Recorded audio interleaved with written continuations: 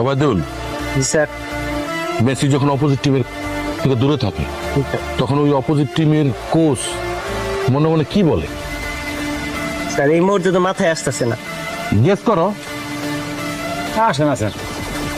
আচ্ছা আমি কইতাছি, মেসি যখন অপোজিট টিম থেকে দূরে থাকে তখন অপোজিট টিমের কোচ মনে মনে কয় আলহামদুলিল্লাহ, বুঝছো না? সত্যি স্যার? হ্যাঁ, কিন্তু কথা হইতাছে যখন মেসি ডি বক্সে ঢুকতে লাগা, মানে কাছে চলে আসছে অপোজিট টিমের, তখন অপোজিট টিমের কোচ মনে মনে কি বলে? বলে স্যার, কাম সারা।